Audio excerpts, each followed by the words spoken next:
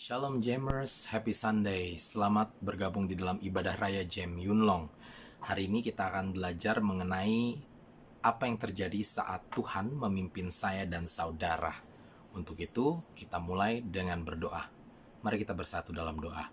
Bapa di surga, kami bersyukur hari ini kami boleh kembali berkumpul bersama-sama di dalam ibadah raya Jem Yunlong. Baik itu secara langsung di gereja maupun beberapa di antara kami yang tidak dapat hadir secara fisik di gereja dan mendengarkan khotbah ini lewat internet. Kami berdoa Tuhan, biar kiranya Engkau berikan kami pengetahuan lebih lagi Tuhan akan pimpinan Engkau di dalam kehidupan kami Tuhan. Kami rindu agar hidup kami terus boleh dipimpin oleh Engkau.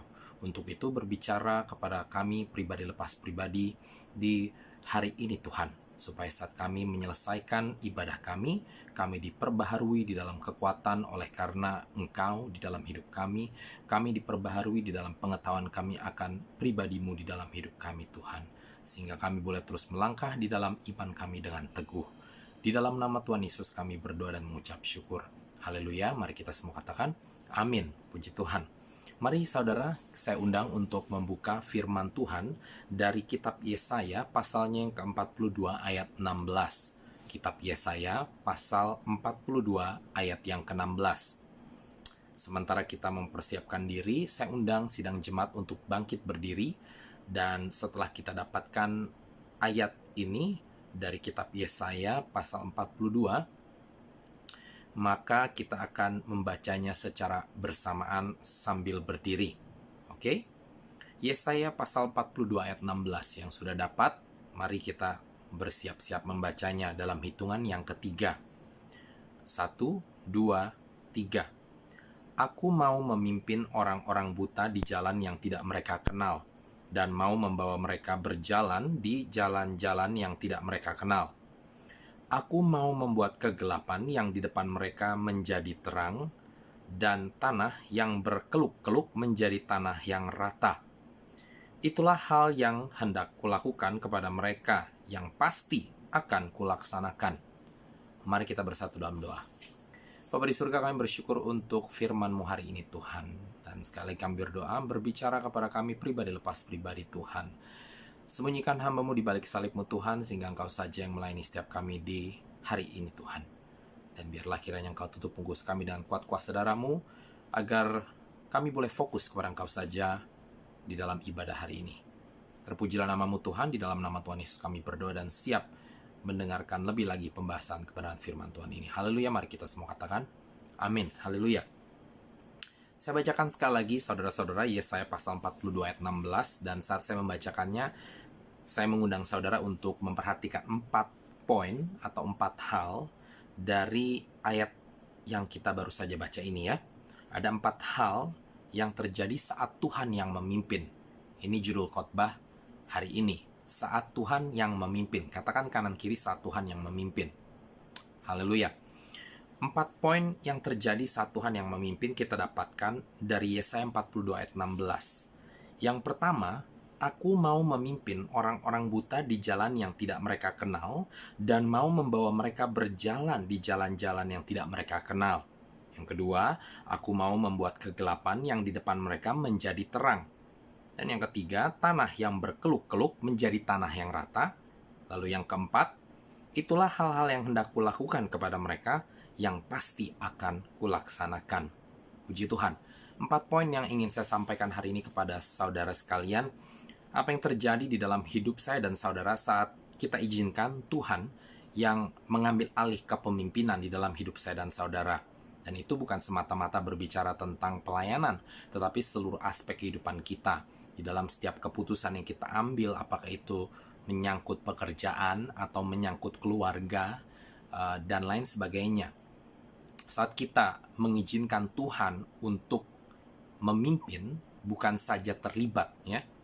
Saya percaya setiap kita saat ini sudah melibatkan Tuhan di dalam setiap keputusan yang kita ambil. Tapi hari ini kita mau belajar lebih lagi, selangkah lebih daripada melibatkan, yaitu mengizinkan Tuhan untuk mengambil kendali secara penuh di dalam kehidupan saya dan saudara. Tentu Tuhan bekerja sama dengan saya dan saudara. Dia bukan menggerakkan saya dan saudara seperti robot, tetapi dia bekerja sama dengan saya dan saudara, namun kita izinkan dia yang memimpin saya dan saudara. Apa yang terjadi? Ya, yang pertama saudara-saudara, dari ayat 16 dari Yesaya 42 ini, yang pertama, saat Tuhan yang memimpin, dia mengubah hal yang tidak mungkin menjadi mungkin. Yang percaya katakan amin. Di dalam pimpinan Tuhan, yang tidak mungkin akan menjadi mungkin, ya. Aku mau memimpin orang-orang buta di jalan yang tidak mereka kenal, dan mau membawa mereka berjalan di jalan yang tidak mereka kenal. Saudara, namanya orang buta, ya, walaupun sudah bertahun-tahun buta dan sudah mengenal jalan-jalan yang mereka lalui, mungkin mereka sudah hafal yang namanya dari ruang tamu ke dapur dan lain sebagainya. Namanya orang buta tidak dapat melihat secara visual, tetap pasti ada kendala. Coba saudara tanya dengan orang buta. Pasti ada kendala. Bagaimana mereka tentunya kalau mendapatkan kesempatan untuk kembali melihat, mereka pasti mau. Kenapa? Karena itu akan menolong segala sesuatunya di dalam aktivitas mereka. Ya, walaupun sekali lagi saya katakan dia mungkin sudah bertahun-tahun buta dan dia sudah sangat hafal lika-liku di dalam rumahnya, atau bahkan lika-liku mungkin ke jalan di sekitar rumahnya atau ke jalan-jalan tertentu, ya. Tapi kalau dibandingkan dengan kemampuan mereka untuk melihat, saya berani jamin mereka pasti bilang, sudah pasti kalau kami dapat melihat, itu akan lebih mudah lagi, ya. Jadi bayangkan bagaimana yang namanya orang buta, biarpun mengenal jalannya saja udah susah, apalagi orang buta tidak mengenal jalannya. Jadi artinya, taruhlah kata orang buta ditaruh di satu lingkungan yang tidak mereka kenal sama sekali, sangat asing, pasti mereka akan mengalami kesukaran, saudara-saudara, ya. Tapi perhatikan apa yang Tuhan katakan di sini. Tuhan memimpin dengan keluar biasaan. Katakan kanan kiri, luar biasa, ya. Tuhan memimpin dengan keluar biasaan. Mengapa? Dia bukan saja sekedar memimpin orang buta di jalanan yang sudah dikenal, ya. Tapi dia berani memimpin, bahkan dia mau, Tuhan saya dan saudara mau memimpin orang yang tidak dapat melihat di jalanan yang tidak dikenalnya, bahkan orang buta di jalanan yang tidak dikenalnya. Dan itu sangat sukar, saudara-saudara, ya. Bahkan boleh dibilang, ya, kalau orang yang mungkin baru beberapa bulan buta, lalu harus jalan di jalanan yang tidak dikenalnya, itu sangat tidak mungkin.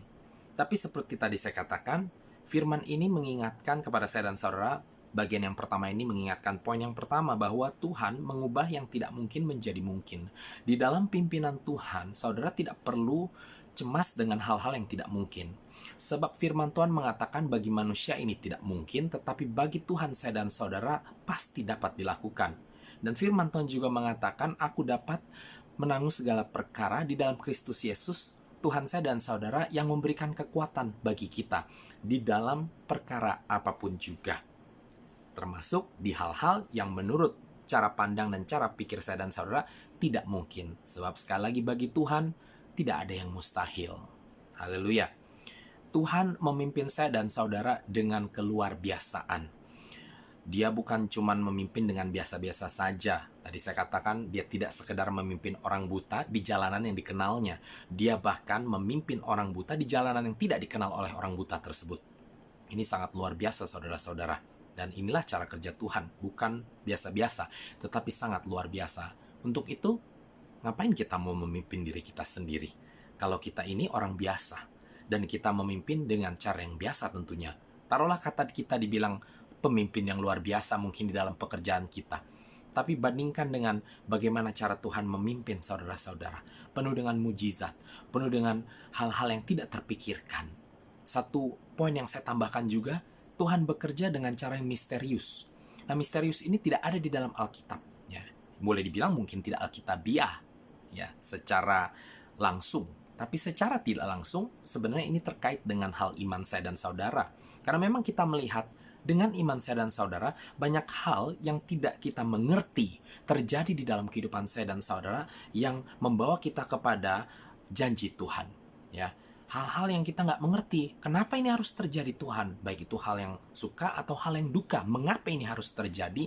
Tuhan saja yang mengerti. Tetapi pada waktunya, maka Tuhan akan singkapkan alasan daripada satu atau dua hal tersebut yang misterius, yang kita tidak mengerti, kok harus terjadi dalam kehidupan saya dan saudara. Dan kita dapat mengerti bahwa ternyata ada berkat di balik semua itu yang Tuhan sedang persiapkan untuk saya dan saudara. Amin. Haleluya. Itu hal yang pertama, saudara. Saat Tuhan yang memimpin saya dan saudara, maka dia mengubahkan hal yang tidak mungkin menjadi mungkin. Hal yang harusnya mustahil menjadi tidak mustahil, ya. Hal yang kedua, saudara-saudara, saat Tuhan yang memimpin, dia mengubah hal yang tidak baik menjadi baik, ya. Yang tidak baik menjadi baik. Kita kembali ke Yesaya 40 ayat 16 mengatakan, "Aku membuat kegelapan yang di depan mereka menjadi terang." Oke, jadi ya memang ini kita berbicara juga mujizat, tapi ini tadi sudah kita ikut sertakan di poin yang pertama ya, bahwa kalau orang buta itu kan pandangannya gelap semua, tapi ini nanti bisa dijadikan terang oleh Tuhan. Dan itu memang nyata, tidak sedikit yang buta dicelikkan matanya di dalam nama Tuhan Yesus Kristus. Tapi bagaimana kalau seandainya tetap tidak celik matanya, tetap buta? Apakah Tuhan Yesus tidak baik dengan orang tersebut? Apakah Tuhan Yesus tidak melakukan pekerjaannya dengan baik? Tentu tidak, saudara-saudara. Karena itu standar saya dan saudara, ya. Kalau celik matanya, ya standar manusia lah. Saya berharap sudah tidak lagi menjadi standar saya dan saudara. Standar manusia itu kalau celik matanya berarti Tuhan bekerja. Kalau tidak celik matanya, Tuhan tidak bekerja. Tapi saya berbicara saat ini mengingatkan bahwa Tuhan bekerja jauh melampaui batas pemikiran saya dan saudara. Jadi artinya, kalaupun tidak bisa melihat terang itu secara fisik, Tuhan tetap dapat mengubahkan kegelapan menjadi terang. Artinya, ada orang-orang tertentu yang harus menjadi buta, ya, bukan karena Tuhan yang membuat mereka buta, tetapi mungkin karena satu dua hal kecelakaan terjadi mereka menjadi buta. Tuhan izinkan mereka terus buta, mungkin Tuhan tidak sembuhkan secara fisik, ya, karena ada rancangan Tuhan secara tersendiri bagi orang tersebut. Mungkin orang tersebut justru di dalam kebutaannya menyampaikan kesaksian akan kebaikan Tuhan dengan luar biasa, sehingga orang dapat melihat bahwa Tuhan sungguh-sungguh bekerja di dalam kehidupan orang tersebut. Ya, saya ada mengenal seorang hamba Tuhan GSJA di Sulawesi Utara beberapa tahun yang lalu. Dia tadinya gembala, lalu kemudian dia kecelakaan dan dia menjadi buta, ya. Dan tentu saya percaya saat dia menjadi buta pasti berdoa, tidak mungkin tidak berdoa. Tapi pada saat saya kenal dia sudah menjadi seorang tukang pijit, karena dia memang tidak kembali penglihatannya. Dan saya ngobrol-ngobrol dan dia katakan, walaupun saat itu saya akhirnya tidak mau dipijit karena saya merasa sedikit sedih saat itu, ya. Tapi setelah ngobrol sama dia, ternyata akhirnya saya lihat bahwa memang Tuhan mau bekerja sesuatu yang lebih dahsyat lagi, yang lebih heran lagi di dalam hidupnya. Walaupun itu lewat sesuatu yang gak enak di dalam hidup, ya. Lalu saya kembali ke cerita dia ceritakan bahwa dia akhirnya istrinya yang melanjutkan penggembalaan, sementara dia akhirnya belajar secara profesional untuk memijit. Ya tentu ini juga menghasilkan uang gitu ya, membantu ya, namanya pelayanan di kampung tahu sendiri ya. Mereka tetap butuh untuk dapat pemasukan karena tidak bisa bersandar kepada persembahan maupun perpuluhan dan lain sebagainya. Namun di samping hal tersebut, bahkan saya lihat yang lebih terpenting lagi adalah ternyata dia mendapati bahwa saat dia memijit ya orang-orang yang tidak mengenal Yesus, dia dapat kesempatan bercerita tentang kesaksian hidupnya. Dan bagaimana orang juga mempertanyakan, loh, Bapak ini pendeta, kena kecelakaan jadi buta, kok masih tetap memuji Tuhan? Jadi saya teringat dengan kisah Ayub, saudara-saudara.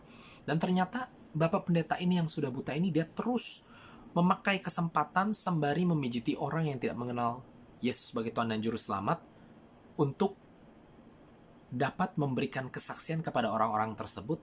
Dan tidak sedikit yang akhirnya mau menerima Tuhan Yesus oleh karena kesaksian dia, didoakan langsung ya. Dan kalaupun tidak mau menerima Tuhan Yesus, saudara, dia dapat kesempatan untuk mendoakan orang-orang yang tidak dia kenal ya, dengan menumpangkan tangannya, karena dia kan lagi mijit. Jadi ya otomatis dia menumpangkan tangannya, dan sementara dia memijit, saudara-saudara, dia mendoakan orang-orang ini. Yang mana saya percaya, kalaupun itu tidak terjadi dengan Bapak Pendeta ini, hal keselamatan bisa tetap terjadi pada orang-orang yang telah didoakan ini melalui agen-agen Tuhan yang lainnya yang Tuhan akan kirimkan. Amin. Jadi ini adalah sesuatu yang negatif sebenarnya, dengan kacamata dunia, sudah buta, jadi kecelakaan dan lain sebagainya. Tetapi Tuhan dapat mengubahkan menjadi positif, saudara-saudara. Ya, hal lainnya yang dapat kita lihat yaitu pada saat kita melihat situasi COVID-19 saat ini. Ini sesuatu yang sangat negatif, saudara-saudara. Sesuatu yang tidak baik, ini penyakit dan lain sebagainya. Gereja sampai akhirnya harus tidak boleh rame-rame di tempat gereja. Ya, ini sesuatu yang tidak baik. Tetapi perhatikan bagaimana Tuhan mengizinkan ini terus berlangsung. Tapi sementara ini berlangsung, Tuhan izinkan, tapi Dia ubahkan hal yang negatif ini menjadi positif. Memang karena penyakit ini, akhirnya gereja harus sempat tutup waktu itu, ya. Dan kalaupun sudah buka lagi, hanya bisa ya senggang-senggang gitu ya, jarak antara yang satu dengan yang lain, dan banyak yang tidak bisa ke gereja secara fisik akhirnya. Namun ternyata di tengah-tengah kenegatifan ini, ternyata Tuhan mengembalikan kegerakan gereja rumah. Ya, berapa banyak orang yang melakukan ibadah di rumahnya akhirnya, sehingga banyak orang-orang yang biasanya nggak ke gereja, ya keluarga atau anggota keluarga atau sanak saudara yang biasanya tidak ke gereja, ya karena di rumahnya ada ibadah, mau tidak mau harus ikut, saudara-saudara. Ya. Dan bukan cuma itu saja, bahkan orang-orang yang sudah meninggalkan Tuhan di tengah COVID-19 ini, ternyata mereka mulai mencari Tuhan, saudara-saudara. Ya, jadi ini hal yang negatif, hal yang tidak baik, Tuhan mampu untuk mengubahkannya menjadi sesuatu yang baik. Itulah sebabnya saat Dia memilih orang, Dia tidak pilih-pilih. Dia tidak pernah pilih harus yang sekolah Alkitabnya tinggi-tinggi, harus yang begini, harus yang begitu. Ya, Dia pilih juga yang sekolah Alkitab tinggi, tapi juga Dia pilih yang tidak sekolah Alkitab tinggi. Dia pilih Paulus, ya, yang sangat akademis, ya, dia belajar ya dari Gamaliel, ya. Lalu dia pilih juga Petrus dan murid-murid lainnya, yang mana banyak di antara mereka hanya nelayan saja. Lalu dia pilih juga Matius, seorang pemungut cukai, tax collector, ya. Hal-hal yang negatif sebenarnya, orang-orang yang latar belakangnya negatif atau tidak negatif pun dipandang negatif, ya. Mungkin karena pekerjaannya dipandang rendah sama orang, tapi Tuhan memakai orang-orang ini. Tuhan mengubahkan hidup orang-orang ini yang tadinya negatif atau dipandang negatif oleh dunia menjadi positif, menjadi orang-orang yang dipakai Tuhan untuk melayani Dia, ya. Inilah yang terjadi saat Tuhan memimpin saya dan saudara, ya. Dia memimpin dengan mengubahkan hal yang tidak baik menjadi baik. Yang percaya katakan amin. Haleluya. Yang ketiga, saudara-saudara, ya. Yang ketiga, firman Tuhan melanjutkan dengan tanah yang berkeluk-keluk menjadi tanah yang rata. Kalau tanah yang bergelombang itu kan, kalau mau jalanin naik mobil aja berasanya kayak lagi di padang gurun, saudara-saudara. Seperti sedang di onta, ya. Saya nggak pernah naik onta, tapi saya ngebayangin saja gitu ya, karena saya pernah lihat videonya gitu ya. Jadi nggak bisa ngebut, harus pelan-pelan ngikutin segalanya. Susah sekali, saudara-saudara, ya. Sukar untuk jalan di jalan yang bergelombang. Tapi Tuhan katakan di sini, Dia akan mengubahkan tanah yang berkeluk-keluk atau bergelombang menjadi tanah yang rata. Jadi saat Tuhan yang memimpin, saudara, Dia mengubah kesukaran menjadi kemudahan. Apapun hal yang sukar dalam kehidupan saya dan saudara, ya, mungkin tidak langsung hilang begitu saja. Dan mungkin secara kacamata dunia tetap standarnya itu susah, sukar, ini adalah kesulitan yang luar biasa yang saya hadapi. Tetapi karena Tuhan yang memimpin, maka Dia memberikan kita suatu kekuatan yang luar biasa di dalam pimpinan Dia, sehingga saat kita berserah kepada kepemimpinannya, kita merasa menjadi mudah.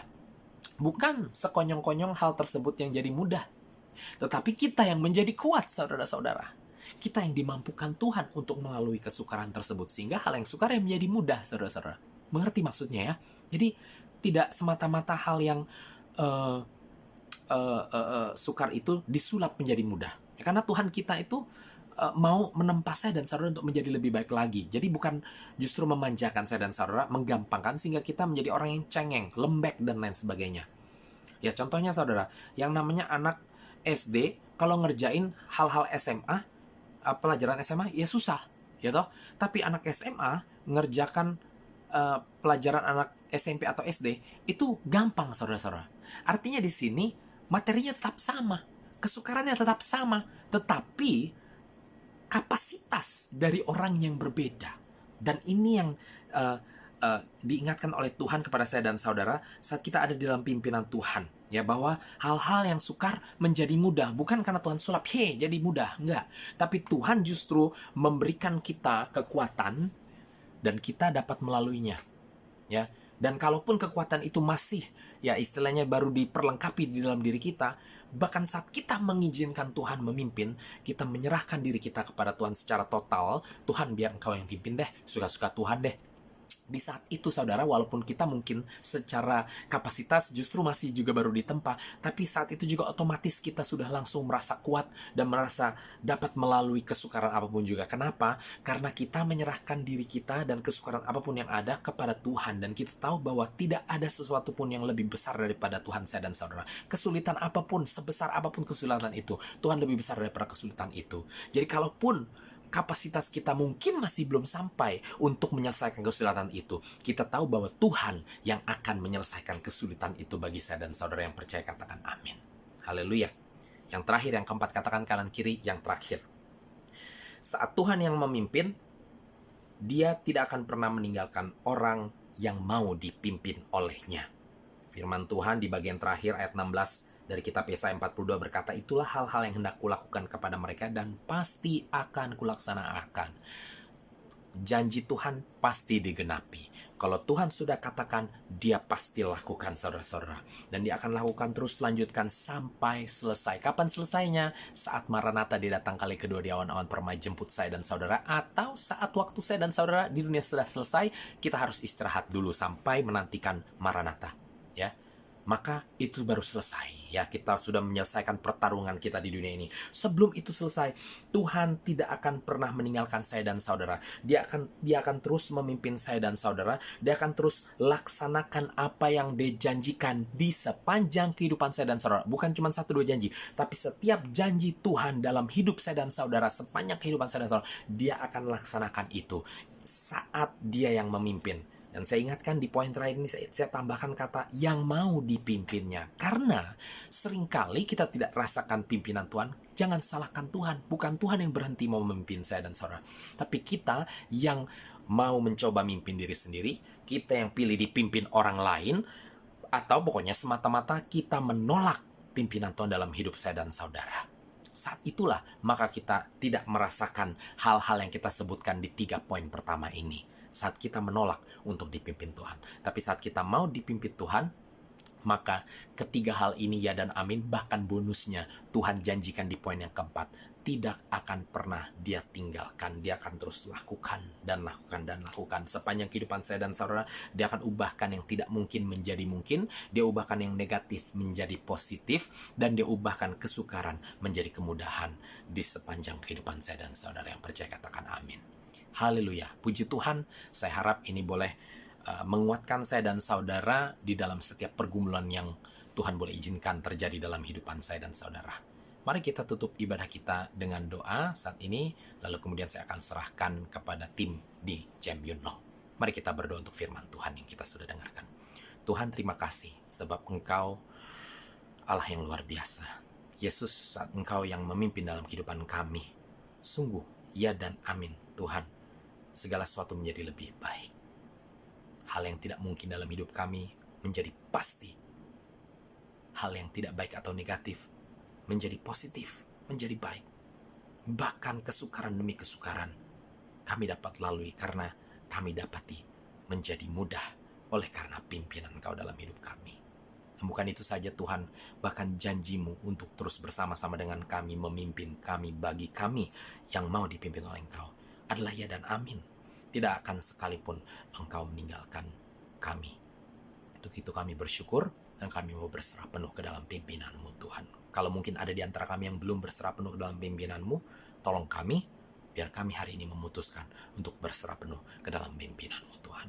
Di dalam nama Tuhan Yesus kami berdoa dan mengucap syukur. Haleluya, mari kita semua katakan amin. Puji Tuhan, selamat hari Minggu sekali lagi. Tuhan Yesus memberkati.